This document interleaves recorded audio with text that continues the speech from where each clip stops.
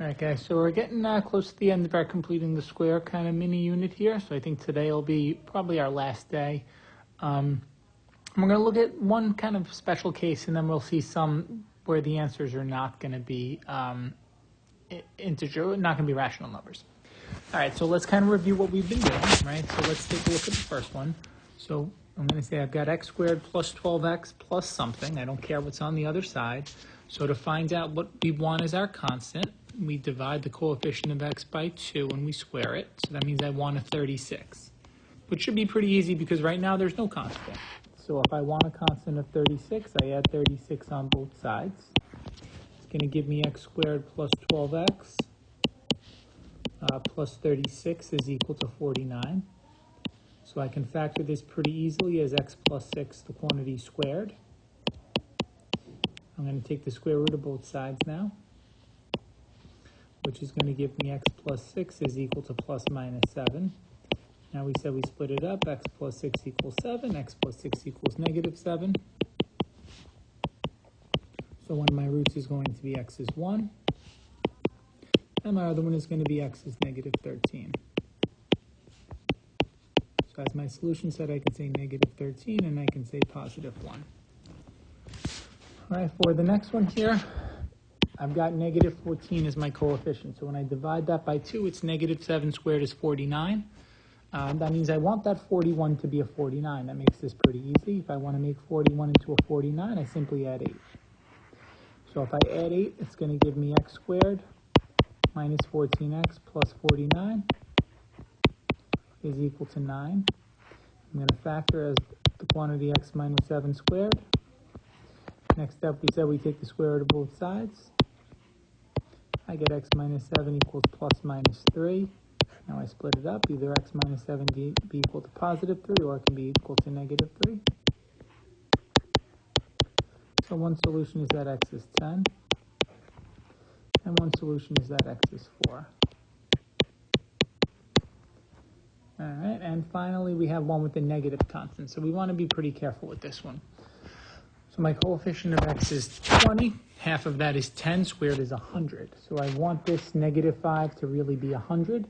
So I need to get rid of the negative 5 by adding 5 plus adding the 100. So I'm really going to add 105 on both sides.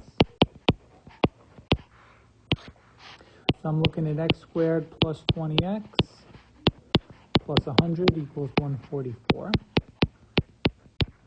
When I factor the left side, that's the quantity x plus 10 squared. Take the square root of both sides. I get x plus 10 equals plus or minus 12. Now I'm going to split. I'm going to say either x plus 10 is positive 12, or perhaps x plus 10 is negative 12. So I will get one solution is x is 2, and one solution is x is negative 22. All right, so again, guys, I know it took a while, but that's just a review, just to make sure that we're all kind of up to speed. You know, a lot of you guys seem like we're falling behind. I'm giving you 2 days for the homework, but if you take those 2 days and then you spend another day, now you're 3 days behind. So definitely make sure that you're going through this in your notes and you're kind of following along and that you're keeping up with everything that we're doing. So really today's, okay, so let me take that back. With the exception of this first one, today's lesson is nothing new except for how we're going to treat our answers. So how would we complete the square?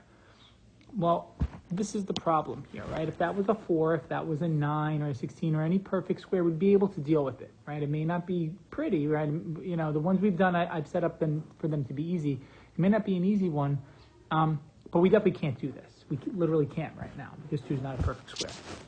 So what we can do is we can divide everything by 2 and we can deal with what's left. All right, now, I don't have to go through the whole process. I'll go through a little of it.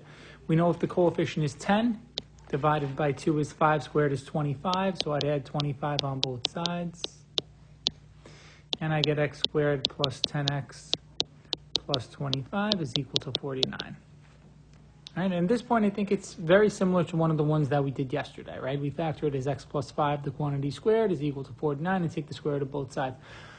The point is, if we have a coefficient of x squared that's not 1, And again, I mentioned this is not something we're worried about for Algebra 1, but thinking forward next year to geometry, thinking ahead to Algebra 2 the following year, we will eventually see different coefficients.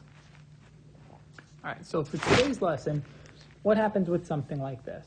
Well, this is a problem, right? Because even if, say I had given this to you last week as a challenge, right? So you're doing this problem and you're saying, prior to completing the square, right? The very first thing we did was solving quadratics by factoring. You would do this, and we would be stuck, right? There is nothing you can do to factor this. There are no factors of -10 that add to -14. So what does it mean? Does it mean that there's not a solution? No. If you graph this, you would see x-intercepts. What are the x-intercepts? Well, I don't know. They're going to be radicals.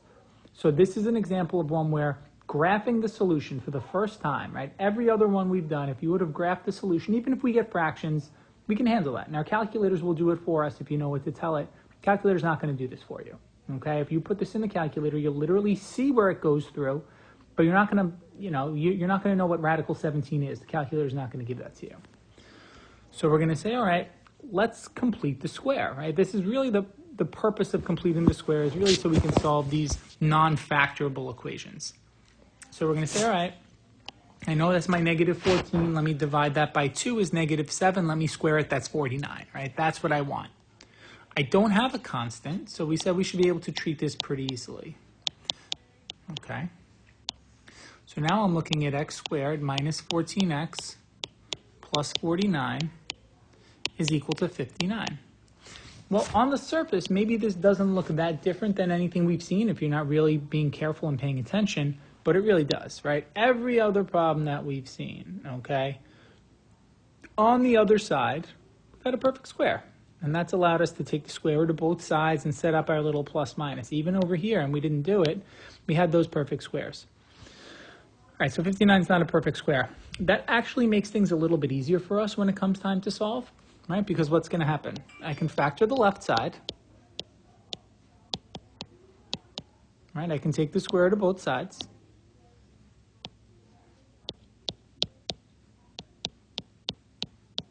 So I get x minus 7 equals plus minus the square root of 59. Now, I don't know what the square root of 59 is. I could put it on my calculator, and the calculator can approximate it. We know it's going to be somewhere between 7 and 8. But it's an irrational number. It's a non-terminating, non-repeating decimal. So the decimal will go on forever, just exactly like pi. So the best we can do is just solve for x. So to isolate x, if this is x minus 7, I'm going to add 7 on both sides.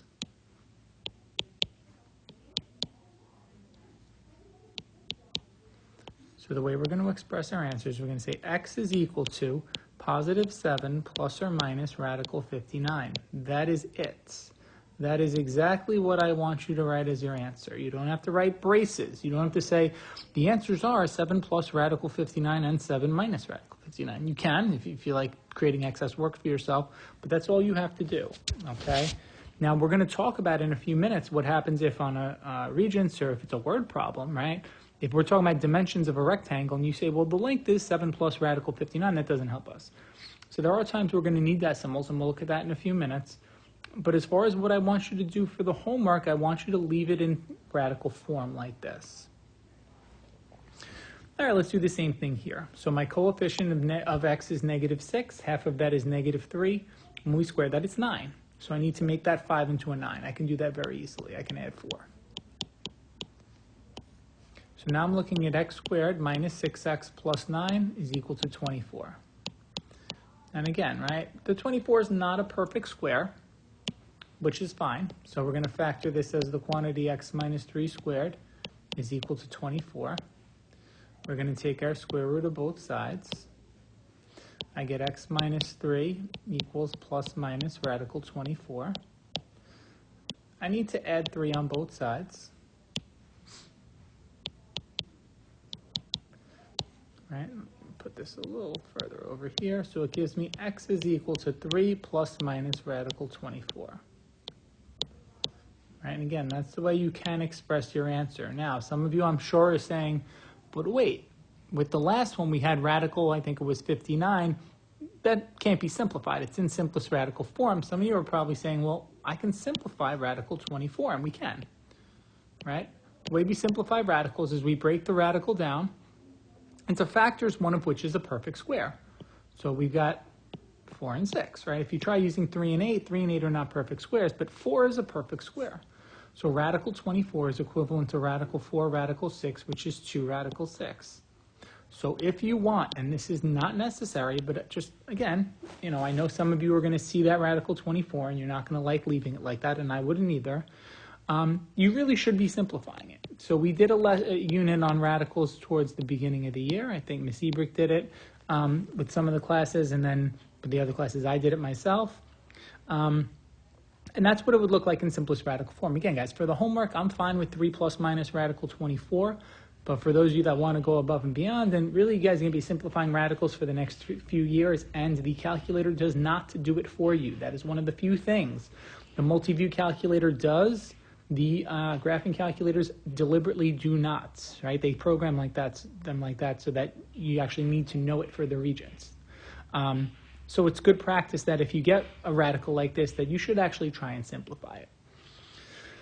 All right, so now we're going to look at one at the top. It says express your answer to the nearest tenth. So let's imagine that maybe it's like next week where we're doing some word problems and we get an answer that's irrational.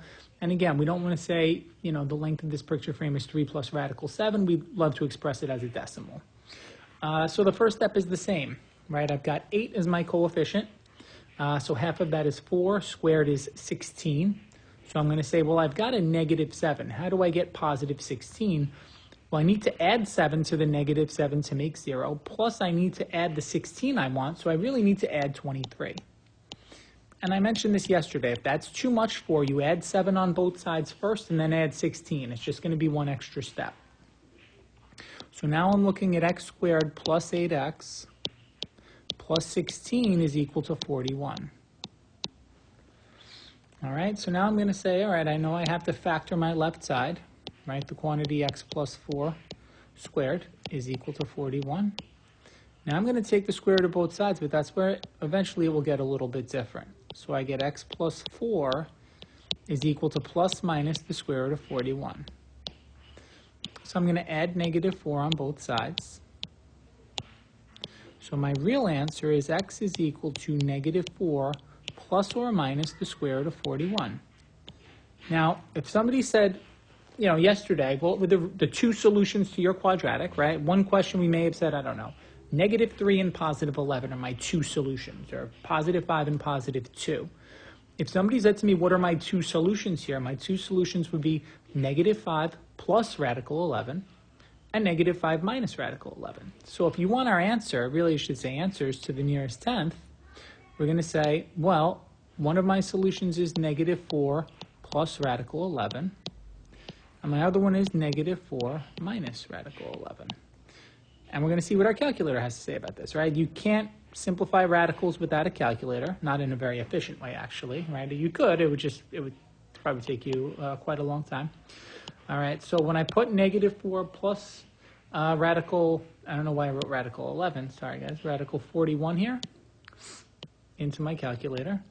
For negative 4 plus radical 41, it's going to give me x's approximately to the nearest tenth, 2 and 4 tenths. And here it's going to give me x is approximately negative 10 and 4 tenths. Right? And again, that part you do need to do in the calculator. And what I said before was your calculator is not going to simplify radicals in the sense it's not going to say negative 24 is equal to 2 radical 6, but it'll fill your screen with decimals because, again, it's an irrational number. The decimals will not terminate or repeat, but they will go on forever. But your calculator will give you this, and you have to round it to the nearest tenth.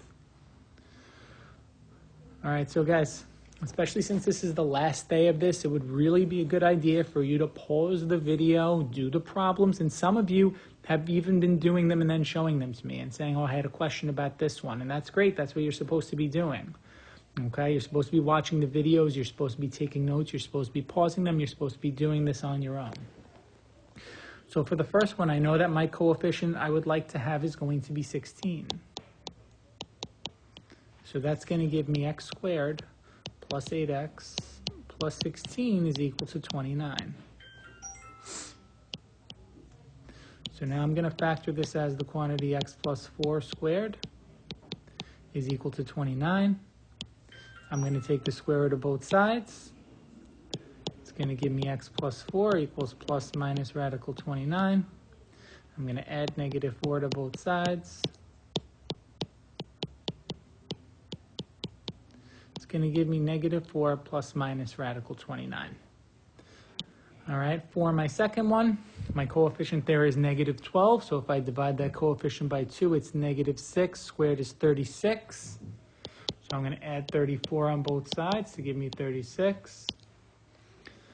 It's going to give me x squared minus 12x plus 36 is equal to 49. Okay. So sorry, I don't know what's going on with me today. That should be a 34, which makes this a 47. I was wondering why this actually turned out to be factorable when it wasn't. So we've got now x minus 6, the quantity squared, is equal to 47. We will take our square root of both sides here. I get x minus 6 is equal to plus minus radical 47. I'm going to add 6 on both sides, which I don't have a whole lot of space for here, but I'll say x is equal to, when I add 6 on both sides, 6 plus or minus radical 47. And for this last one, the coefficient, which we haven't seen yet, and it's not a hard one, it's not odd, is negative 2. So half of that is negative 1 squared is 1. So if I want to turn negative 5 into 1, I'm going to add 6 on both sides. So I get x squared minus 2x plus 1 is equal to 47. I'm going to factor that as the quantity x minus 1 squared is equal to 47. I'm going to take my square root of both sides. I get x minus 1 is equal to plus minus radical 47. I'm going to add 1 on both sides, and it will give me a final answer of x is equal to 1 plus minus radical 47. All right, so as always, guys, any questions you have, please make sure you send me a private message, okay? And I do obviously look at all of your homework, so if you want to write a note in your homework, that's fine also. You know, like I didn't understand this one, but I did this or whatever. But you got to be watching the videos, you got to be doing the classwork, taking the notes, and then doing the homework, and it's got to be your homework, otherwise it's not helping you, okay? And again, any questions you have, just make sure you shoot me a message.